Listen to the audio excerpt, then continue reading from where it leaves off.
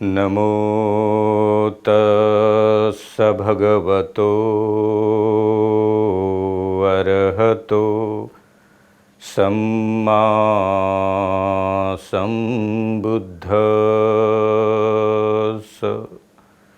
नमो बुद्धाय, नमो धम्माय, नमो संघाय। साधु साधु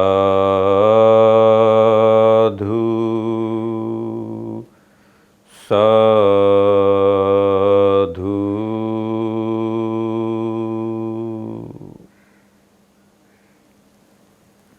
प्रिय सद्धम्मातीत श्रावक वर्ग, आपण दुसऱ्या सेगमेंटमध्ये आज भेटत आहोत आणि मला मोठा आनंद होत आहे.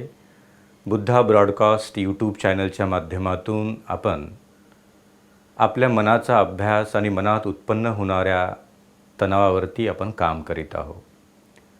पहिल्या सेगमेंटमध्ये आपण थेट प्रक्षेपित करून outline of the mental stress या एका गोष्टीवरती काम केलं आणि how to identify mental stress, what is the exact impact of mental stress. मुळातच याच्यावरती काम करताना एक मनुष्याचं मन आणि त्याच्या मनामध्ये उत्पन्न झालेला त्याचा मानसिक तणाव, या साऱ्या मनाच्या खेळास ओळखण्याची ऊर्जा माणसामध्ये आली पाहिजे. जर त्याने आपल्या स्वतःच्या मनात उत्पन्न झालेल्या मानसिक तणावाला योग्य रूपाने ओळखलेच नाही, तर त्याच्या मनात अनेक प्रकारचे त्या तणावाबद्दलचे गैरसमज, मिथ्स हे उत्पन्न होऊ शकतात. आणि जर योग्य प्रकारे त्याला ओळखताच आले नाही, तर त्या मानसिक तणावाचे योग्य प्रकारे निदानही होणे ते अशक्य आहे. आणि म्हणून शारीरिक आजाराला ज्या पद्धतीने निदान करून त्याचा उपचार केला जातो, त्याच पद्धतीने मनाचा आजार, तणाव, मेंटल स्ट्रेस यालासुद्धा त्याच शास्त्रीय वैज्ञानिक दृष्टिकोनातून पाहिले पाहिजे, ओळखले पाहिजे. त्याची एक विश्लेषित रूपाची व्याख्या समजून घेता आली पाहिजे आणि त्यानंतरच तुम्हाला, मला आणि या निसर्गाला कळेल की आपण मानसिक तणावात आहो की नाही. म्हणून बुद्धा ब्रॉडकास्ट यूट्यूब चॅनलच्या माध्यमातून जेवढा श्रावक वर्ग म्हणून आपण ऐकत आहात, आपल्याला ही अत्यंत वैचारिक आणि मानसिक सुखस्वास्थ्याची मेजवानी देताना आज दुसऱ्या सेगमेंटमध्ये आपण पाहत आहोत मानसिक तणावाचे योग्य रूपांतरात केलेली त्याची व्याख्या आणि मानसिक तणावाचे स्वरूप. Exactly nature of mental stress and what is the exact definition of mental stress. आपल्याला आपल्या चित्तात उत्पन्न झालेल्या मानसिक तणावाला ओळखून योग्य प्रकारे त्या तणावातून मुक्त होण्याचा जो पुढचा मार्ग आहे. कारण केवळ मानसिक तणावाचा स्वभावच ओळखून आपण थांबणार नाही, तर तो स्वभाव आला कुठून, ते स्वभाव बनण्याचे कारणं कोणते आहेत, हे विक्षिप्त मन, हे बैचेन मन, विस्कळीत मन, दुःखी मन, व्याकुळ झालेलं मन, अस्ताव्यस्त झालेलं मन आणि या साऱ्या मनाच्या आजाराने माझ्या शरीरावरती झालेले परिणाम, माझ्या स्वतःवरती झालेले परिणाम आणि स्वतःत झालेले बदल हे आसपासच्या वातावरणात कोणकोणत्या प्रकारचे नकारात्मक बदल निर्माण करू शकतात. आणि म्हणून तुम्ही राहत असलेलं तुमचं परिवार, वास्तव्य करत असलेली ती जागा आणि त्याचबरोबर विशेष रूपाने बौद्ध धम्मातलं साहित्य अशा प्रकारच्या परिणामावरती मात करण्यासाठी कोणत्या प्रकारचा सपोर्ट करणार आहे. म्हणून आज मानवी चित्तात उत्पन्न झालेला मनाचा ताण आणि त्याचा स्वभाव याच्यासाठी मी पुन्हा पुन्हा बोलत आहे, कारण याचं नेमकं हे कारण आपल्याला स्पष्ट करताना कळेल की स्वभाव याचा अर्थ की मनाच्या तणावातली अवस्था आल्यानंतर पहिली ओळख कोणती आहे. आता त्याचे बरेचसे गैरसमज आजही आपल्याला प्रचलित आहेत. एक दिवस आपल्याला झोप लागली नाही तर दुसऱ्या दिवशी काही लोक लगेचच अशा प्रकारचा समज निर्माण करतात की अरे मी खूप त्रासात आहे, मेंटल स्ट्रेसमध्ये आहे, प्रचंड मानसिक तणावात आहे, कारण कालची रात्र मला पूर्णपणे झोप आलीच नाही. झोप न येणे म्हणजे तुम्ही मेंटल स्ट्रेसमध्ये आहात का? मग आत्ता विद्यमान प्राप्त परिस्थितीतलं मानसशास्त्र आणि बौद्ध तत्त्वज्ञान, बुद्धांनी दिलेली मानसिक तणावाच्या बाबतीतलं विस्तृत रूपाचं विश्लेषण आणि व्याख्या, आता ह्या दोन शास्त्र इथे कसे काम करतात की आज रात्री मला पूर्ण रात्रभर झोप न आल्याची कारणे ह्या मानसिक तणाव आहे का अजून कोणता तणाव आहे, यावरती काम करणं फार गरजेचं आहे. आणि म्हणून तुम्हाला एका रात्रीची न आलेली झोप म्हणजे केवळ तुम्ही आता मानसिक तणावात एंट्री केली आहे किंवा तुम्ही प्रचंड मानसिक तणावातून प्रवास करत आहात असे म्हणणे योग्य होईल का, हा मोठा प्रश्न आहे. आणि आज त्या प्रश्नाचा उत्तर आणि त्याच्यातलं विशेष रूपाने विश्लेषित केलेलं तत्त्वज्ञान आज आपण पाहणार आहोत. आता हे एक उदाहरण म्हणून तुम्हाला मी हे दिलं आहे की एका रात्रीची न मिळालेली झोप, न आलेली झोप किंवा झोप न येण्यासाठी कोणतेही कारण नव्हते तरी मला झोप आली नाही म्हणजे मी स्ट्रेसमध्ये आहे, असं सरळ सरळ म्हणणं योग्य आहे की अयोग्य आहे. कधीतरी इंडस्ट्रियल सायकोलॉजीतून अभ्यास करताना एखाद्या व्यवस्थापनामध्ये, कंपनीमध्ये, उद्योग क्षेत्रामध्ये एखाद्या कंपनीचा प्रोडक्शन रेशो कमी झाला, उत्पादन क्षमता कमी झाली, तर ती कंपनी, ते व्यवस्थापन, सारा कामगार वर्ग आता मानसिक तणावात आहे असं म्हणतो का, किंवा त्याला अधिक काही कारणांचा ते शोध घेतात. कुटुंब, परिवार, घर, पती पत्नी, आई मुलगा, आई मुलगी, एक प्रियकर, एक प्रेमिका, एक बॉस आणि त्याच्या हाताखाली काम करणारा दुय्यम दर्जाचा दुसरा एक, या प्रत्येक अवस्थेमध्ये कमी जास्त प्रमाणामध्ये तणावाची स्थिती आज निर्माण होत आहे. आणि त्या तणावाच्या स्थितीमध्ये प्रत्येक ठिकाणी आपले एक स्वतंत्र कारण आहे. पारिवारिक कारणं आणि कार्यक्षेत्रातील कारणं हे डिफरंट आहेत, वेगळे आहेत. कामातून उत्पन्न झालेला मानसिक तणाव आणि कौटुंबिक नातेसंबंधातून उत्पन्न झालेला मानसिक तणाव, या दोघांचे स्वरूप वेगळे आहे. आणि म्हणून मानसिक तणावाचे स्वरूप पाहताना उत्पन्न झालेल्या मानसिक तणावाचा एन्व्हायरमेंट, आसपासची परिस्थिती, तो उत्पन्न झालेला तणाव हा माझ्या कार्यक्षेत्रातून उत्पन्न झालेला आहे का माझ्या कौटुंबिक परिस्थितीतून उत्पन्न झालेला आहे. सामाजिक सौहार्द्य रूपाने उत्पन्न झालेला तणाव आहे का व्यक्तिगत नातेसंबंधातून उत्पन्न झालेला तणाव आहे.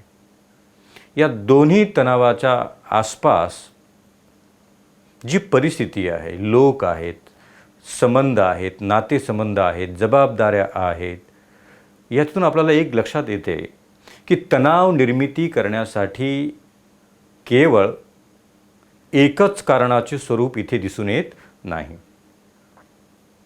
जेवढे व्यक्ती तेवढे त्याचे स्वरूप बदलत आहेत. विद्यार्थ्याच्या तणावाचं स्वरूप वेगळं आहे. ज्याला रोजगार मिळाला नाही म्हणजे जो बेरोजगार आहे, अनएम्प्लॉयमेंट सिच्युएशन, त्याची परिस्थिती, त्याचं स्वरूप वेगळं आहे.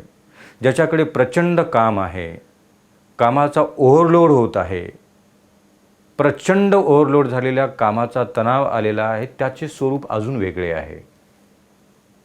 एकांतात राहणाऱ्या माणसाला मी एकटाच आहे म्हणून त्याला तणाव आला, त्याच्यात एकटेपणाच्या तणावाचं स्वरूप वेगळं आहे.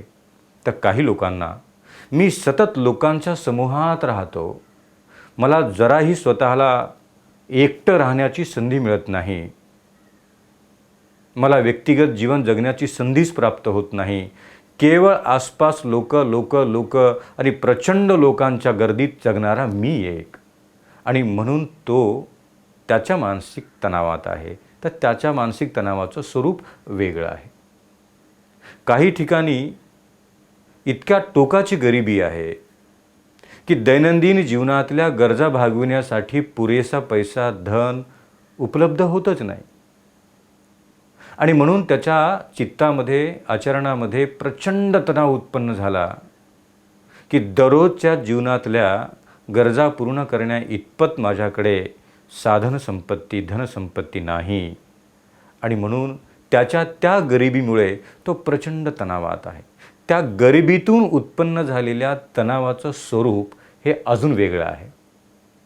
ज्याच्याकडे प्रचंड संपत्ती आहे, अनंत श्रीमंती आहे, मोठा मोठा उद्योगाचा तो एक बॉस, मालक, ओनर आहे,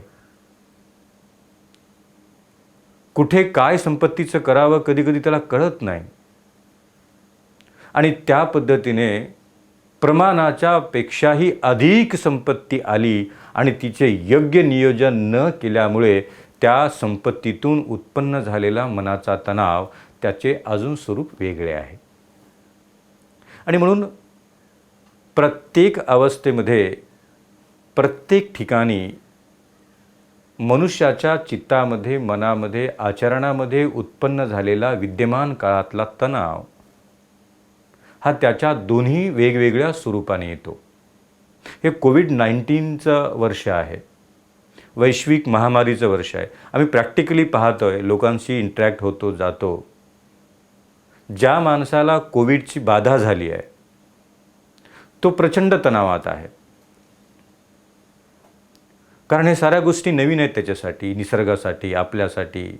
पेशंट म्हणून त्यालाही जे अनुभव येत आहेत ते अत्यंत वेगळे, दोन्ही शारीरिक, मानसिक, सामाजिक. तो एकाच अनुभवातून प्रवास नाही करत आहे. आता त्याचा प्रवास हा वेगवेगळ्या स्वरूपातून होत आहे. व्यक्तिगत तणाव वेगळाच, ते व्यक्तिगत कारणे. कौटुंबिक तणाव अजून वेगळा, ते कौटुंबिक तणाव, त्याची वेगळी कारणे, स्वरूप. सामाजिक, ज्ञाती संबंधी यांच्याद्वारा आलेले फोन आणि त्यांनी व्यक्त केलेल्या भावना आणि त्यातून उत्पन्न झालेला तणाव, तो अजून वेगळा. समाज, आपल्या घराकडे पाहण्याची लोकांची दृष्टी, नजर, समज, यातून उत्पन्न झालेला वेगळा तणाव आणि त्याचे स्वरूप. आणि शेवटी हे कोणाचं आहे? ज्याला कोविडची बाधा झाली त्याच्या प्रती. आता ज्याला काहीच झालेलं नाही आहे, ज्याला कोणत्याच प्रकारचं एकही सिम्पटम्स नाही आहे, पण केवळ आपल्या जवळच्या नातेवाईकाला झाला आहे, आणि त्या नातेवाईकाला झालेल्या कोविडच्या वैश्विक महामारीच्या त्या संबंधातून आपल्यालाही कधी होईल का, आणि मला झाले तर माझे काय होईल, माझ्या कुटुंबाचे काय होईल, माझ्या मुलाचे काय होईल, माझ्या पत्नीचे काय होईल, माझ्या साऱ्या जबाबदाऱ्या कोण पूर्ण करेल. तो इथपर्यंत प्रवास करतो की तो आपले आता संपले या तणावात राहून, ज्याला काही झाले नाही तोही त्या तणावात, तर त्याचं स्वरूप वेगळं आहे.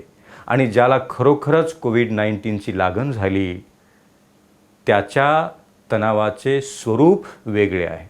म्हणजे एक तर आपल्या गोष्ट लक्षात येते की या मानसिक तणावाच्या प्रवासातून प्रवास करताना, अनुभवताना, अभ्यास करताना एक अभ्यासक, चिकित्सक आणि एक सायकॉलॉजिस्ट म्हणून मी ज्यावेळेला या दोन्ही टोकाकडे पाहतो त्यावेळेला एक मानसशास्त्रीय दृष्टिकोन and being as a Buddhist monk, बौद्ध तत्त्वज्ञानातला एक अँगल, या दोन्ही अँगलला ज्यावेळेला आपण एकत्र करतो तेव्हा लक्षात येते की आपल्या मानवी स्वभावात उत्पन्न झालेल्या तणावाला त्या तणावाच्या स्वरूपातून जाणण्याची प्रक्रिया ही अत्यंत महत्त्वाची आहे. जर त्या तणावाला आपण स्वरूप रूपाने जाणले नाही तर कोविड झालेला कधीतरी त्या कोविडमधून बाहेर येतो, पण कोविड न झालेला माणूस महिन्यानुमहिने आज होईल की उद्या होईल, उद्या होईल की परवा होईल, याला झाला तर त्याला झाला, त्याला झाला तर मलाही होईल, अशा अनेक प्रकारच्या शंका, कुशंका, तर्क, वितर्क, मनाच्या अनेक तणावामध्ये दररोजची सकाळ पाहतो आणि दररोजची रात्र तो त्या प्रवासामध्ये काढतो. कारण त्याने त्याच्या उत्पन्न झालेल्या मानसिक तणावाला तपासून न पाहिल्यामुळे तो अनेक कारणामध्ये डीप जातो आणि मग त्याचे स्वरूप आपल्याला उलगडायला लागतं. त्याच्या स्वरूपाचा अभ्यास करताना nature of my mental stress, त्याचं स्वरूप काय, तर काही वेळेला मनात उत्पन्न झालेला मानसिक तणाव हा क्षणिक स्वरूपाचा आहे आणि जो दुसरा त्याचा स्वभाव आहे तो आहे दीर्घ स्वरूपाचा. क्षणिक आणि दीर्घ, टेम्पररी अँड लॉंग टर्म. म्हणजे एका क्षणात तणाव उत्पन्न होतो आणि दुसऱ्या काही मिनिटामध्ये त्याचा तो तणावमुक्त होतो. तो आपल्या स्वतःला प्रॅक्टिस करून करून आपला तणाव तो ओळखण्याची प्रक्रिया त्याने फार जवळून जाणलेली आहे.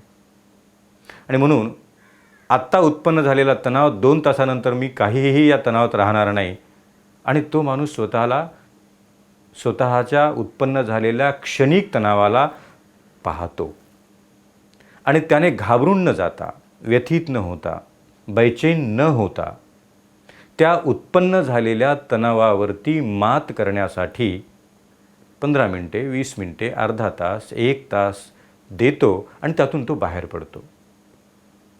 दुसरा जो स्वरूप आहे दीर्घ स्वरूप, की अचानकच एखादी निगेटिव्ह बातमी ऐकली, माझ्याबद्दल कोणीतरी नकारात्मक बोलले, माझ्याबद्दल कोणी निंदा केली किंवा माझ्या मनाच्या विरुद्ध एखादी गोष्ट घडली की माझा स्ट्रेस वाढायला सुरुवात होते. क्षुल्लक कारण आहे.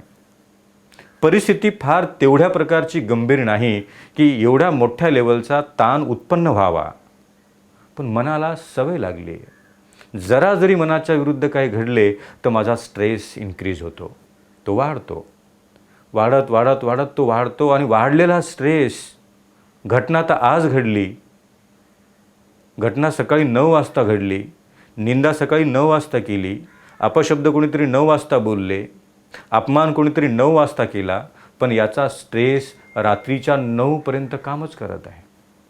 रात्रीच्या 9पर्यंत. रात्रीच्या 9 वाजता हळूहळू तो झोपायला, साऱ्या दिवसभराचे कामं आटोपले आणि तो विश्रांती घेण्यासाठी गेला, तर तिथे हळूच त्याचा पुन्हा एकदा स्ट्रेस पास्टमध्ये घेऊन गेला. 9 वाजेच्या दरम्यान काय घडले, तर माझी कोणीतरी निंदा केली. पुन्हा रात्रीला तो स्ट्रेस इन्क्रीज होत आहे. झोप येत नाही आहे. या कुशीवरनं त्या कुशीवर, त्या कुशीवरून या कुशीवर, कधी बेडरूममध्ये तर कधी लिव्हिंग रूममध्ये प्रयत्न करत आहे, झोप येत नाही आहे. स्ट्रेस, मेंटल स्ट्रेस वाढलेला आहे. 12 तास झाले, 14 तास झाले, 18 तास झाले, दुसऱ्या दिवशीचे 9 वाजले तरी त्याचा मेंटल स्ट्रेस तो तसाच आहे. इम्पॅक्ट तो वाढत आहे. That person is trying to reduce that mental stress ratio, but he can't.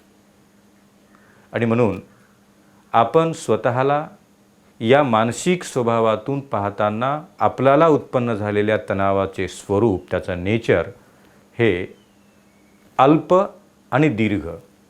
आता उत्पन्न झालेला 1 तासानंतर स्ट्रेस कमी होतो तर तो क्षणिक आहे. आणि जर उत्पन्न झालेला स्ट्रेस जर 2 दिवस, 3 दिवस, 4 दिवस, 1 सप्ताह, काही लोक तर 1 महिनाभर त्या स्ट्रेसमध्ये प्रवास करतात, त्या स्वभावाला दीर्घ स्वरूपाचा उत्पन्न झालेला मेंटल स्ट्रेस, मानवी मनाचा ताण आपण त्याला पाहावा. आणि म्हणून आपल्याला कोणत्या प्रकारच्या तणावाची स्थिती आहे आणि त्याचे स्वभाव, त्याचा नेचर आणि त्याचा काळ याच्यावरती आपण सतत काम केलं पाहिजे. आणि मला मोठा आनंद होत आहे की एक सायकॉलॉजिस्ट म्हणून मी तुम्हाला सजेस्ट करेल की या संबंध कोविड-19च्या दरम्यान उत्पन्न झालेला जो काही मानसिक तणावाची कारणं, परिस्थिती, परिणाम आपल्याला दिसून येत असतील तर नक्कीच आपण अगदी खुल्या मनाने एक मानसशास्त्रीय दृष्टिकोनाचा अभ्यासक म्हणून, एक भिक्खू म्हणून, बुद्ध तत्त्वज्ञानाचा एक PhD स्कॉलर म्हणून आपण कधीही मला संपर्क करू शकता, बोलू शकता, मन मोकळं करू शकता. आणि आपल्या घरातील एखादा सदस्य, कुटुंबातील, परिवारातील, समाजातील, संस्थेतील एखादा सदस्य मानसिक तणावात असेल तर त्याला दीर्घ तणावात जाण्याच्या अगोदरच त्या तणावातून बाहेर काढण्याचे सारे मार्ग आपण उत्पन्न करूया. आणि म्हणून सर्वात मोठा मार्ग कोणता आहे तणावातून मुक्त होण्याचा? तर सर्वात मोठा मार्ग आहे meditation. Concentrate your mind on your breath in and breath out. ही एक सर्वात मोठी नैसर्गिक प्रक्रिया निसर्गाने मला, तुम्हाला आणि सर्वांना दिली. 5 मिनटं, कमीत कमी 5 मिनटे आपल्या श्वासावरती लक्ष केंद्रित करूया, सकाळी किंवा संध्याकाळी. प्रचंड तणावाला असेल तर त्या तणावातून बाहेर पडण्यासाठी change your mood, change your mindset and just start meditation for 5 minute. Start कुठेही. जर प्रचंड तणावात मन आलं असेल तर शांतपणे just close your eyes and start the concentrate your mind on your breath. श्वास येत आहे, श्वास जात आहे. मन शांतपणे आपलं श्वासावरती एकाग्र करा आणि श्वासाची गती ओळखा. श्वास येत आहे, श्वास जात आहे, श्वास येत आहे, श्वास जात आहे. सारे विचार नष्ट करा. कोणता विचार नाही, ताण नाही, तणाव नाही, कोणत्या प्रकारचं स्मरण नाही. मोठ्या शांतपणे आपलं चित्त एकाग्र होत आहे. डोळे बंद आहेत. श्वास येत आहे, श्वास जात आहे. Don't manipulate your breath. Just see very naturally. Breath in and breath out. Breath in and breath out. त्याला कोणत्याच प्रकारचं परिवर्तन करू नका, त्याच्यात बदल करू नका, मोठ्याने घेऊ नका, त्याला धीमे करू नका. जसा आहे तसा तटस्थ भाव, ॲज इट इज. याला आपण Anapanasati meditation. How to concentrate my mind on my breath. आणि श्वास तर हा निसर्गाला दिलेला सर्वात मोठा कॉमन थिंग आहे, प्रत्येकाचा आहे. जो जिवंत आहे त्याला श्वास आहे. ज्याला श्वास आहे त्याला एकाग्रतेचे ज्ञान आहे. आणि ज्याचं चित्त एकाग्र झालं त्याने सारे मनाच्या तणावाचे स्वभाव ओळखले, पाहिले, जाणले. आपण नक्कीच या तणावाला पाहिलं आहे, ओळखलं आहे असे जाणून पुढे याच्यावरती काम करूया. यूट्यूब चॅनलला लाईक कराल आणि पुन्हा इथे येणाऱ्या ह्या वैचारिक मेजवानीचा लाभ घ्याल. आपल्या सर्वांच्या प्रती मंगलमैत्री. सर्वांना अनुमोदामी. साधुवाद. साधू साधू.